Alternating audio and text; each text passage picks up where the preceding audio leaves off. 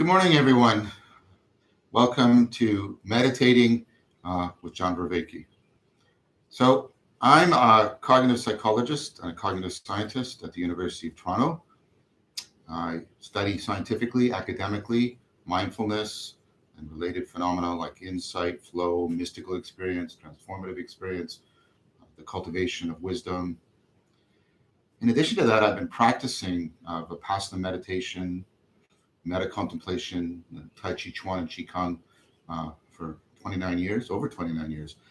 And I've also been teaching them professionally for close to 20 years. If you're joining us for the first time, you're of course welcome to stay, but you should know that this is a course. So it's progressive. Every Monday, I teach a new lesson, a new principle that builds on previous principles. So if you want, you can go back and go to my channel, go to the playlist, which is just the lessons, and you can watch the lessons and catch up. You're welcome to stay, but that's how you can catch up and be in sync with everybody else and within the course. So on Mondays is a teaching day. Tuesdays to Fridays, like today, we meet. I do a bit of a brief review. We sit together and answer questions. There are no classes on Saturdays and Sundays. Please remember to turn your phones to do not disturb. And I believe I'll just quickly review what are the most recent principle, which is metta contemplation. Meditation is stepping back and looking at. Contemplation is trying to renew how you see through. We do that at the level of our co-identification, our existential mode. We try to become aware of, we try to awaken to the process by which we're assuming identities and assigning identities, and then we try to awaken from modal confusion, confusing the having mode, existential mode, and the being mode. We try to sati, the word that's translated as mindfulness, which means to remember. We try to remember. We try to have an insight, not at just the intellectual level, an insight at the existential level. That's the waking up to, the remembering of the being mode, because that is the mode that affords development. That is the mode that affords transformation. That is the mode that affords the aspiration and cultivation of wisdom. One question, just to be clear, no matter what you're doing, always find the core four and do a bit of Vipassana. Even when you're going to sit for a metta sitting, you said, I'm going to do metta now, right? First, find your core four and do a bit of Vipassana, 2 or 3 minutes, and then go into metta. So you're welcome to today to either do Vipassana, just all the way through, or do the core four, do a bit of Vipassana, and then go into metta. And then after this, we will, of course, have the Q&A. I'll try and pick up on some of the questions that were left over from tomorrow. Again, if we don't get them all today, we will get to them throughout this week. All right, everybody, we will begin when I say begin. Get yourself in your posture, get it stable. Begin.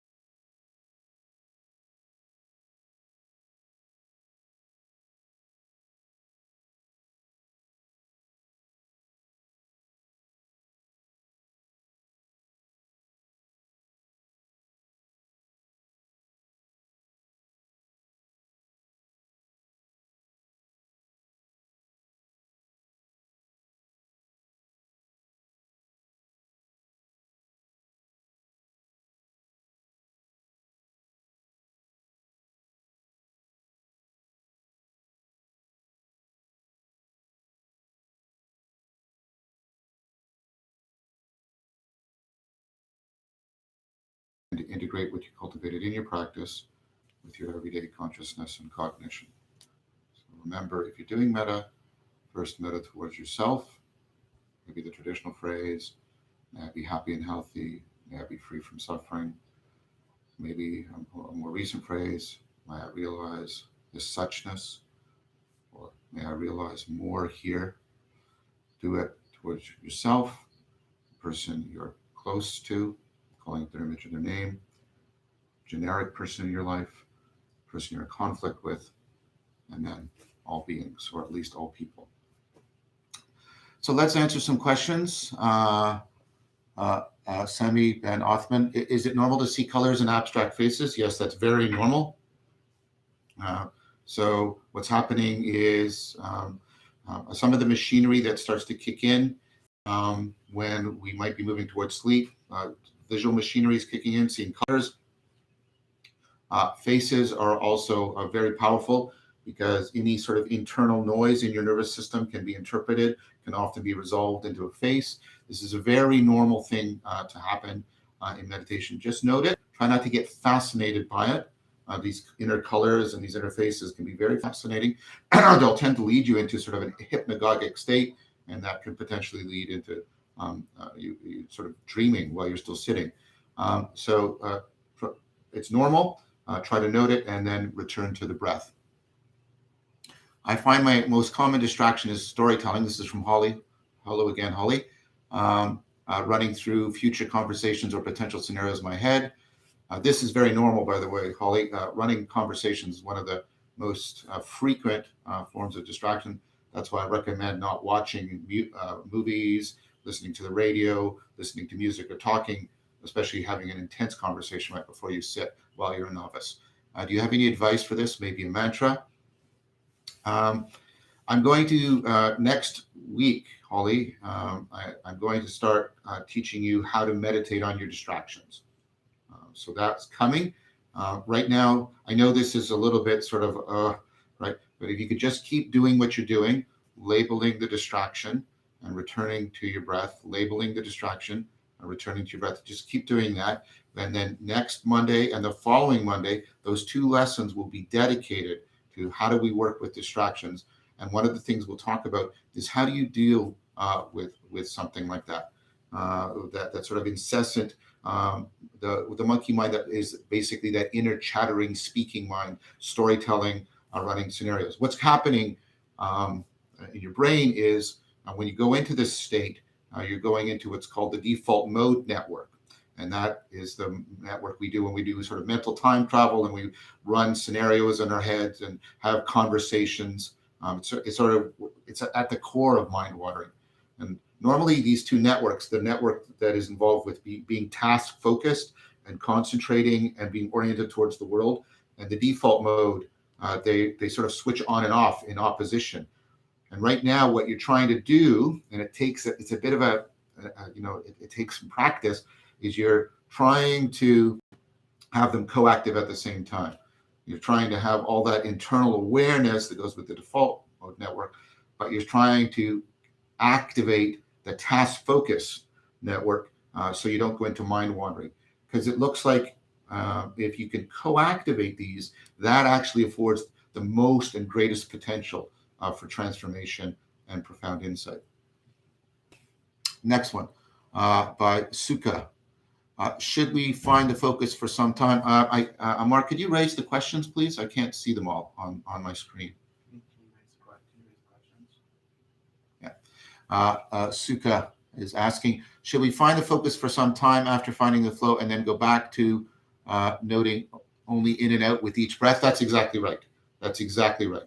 So once you found your focus by counting the breaths to get that sense of a momentum of mindfulness, a constant renewal of interest, you then just go back, then go to following the breath just with in and out. That's exactly right. Lynn Slater. Hi, Lynn. It's good to see you again. When I count breath, I have a tendency to force it, and I have to go back to just focusing on the breath. Yeah. So perhaps, Lynn, if there's something else you could do instead of counting the breath, to try and notice when you've had some continuity. Some people I don't know why this works. Some people recite the alphabet A, B, C, D. That seems to be different. Or just by following the breath and maybe trying to note, right, when you're distracted, right, spontaneously. Oh, I was with my breath for the last minute or two. Maybe try that and maybe that will get you out of that tendency to control the breath. Victoria, my ex-student, can John explain suchness in more detail? Yes, suchness is when you come into think about the being mode. So right now, I just have this in my pocket. But if I step back and I start to relate to this as like a work of art, and I start to open up and I start to become aware of how it has a presencing that is not categorical in nature. The suchness is the inexhaustibleness of this beyond any of the categories by which I try to capture it. So as I start to unfold, right, the depths of all of this, all of its features, all of its properties, all of those are categorical, but I get a sense of the suchness. I get a sense of that about this that transcends all of my identities all the identities I assign to it, all of the categories that I have for it and in which I place it in order to cognitively control and consume it by bringing it into a category. So when you're trying to open up to the suchness, you're trying to open up to what this is here now and in the fullness of its presencing. And of course, everything has suchness.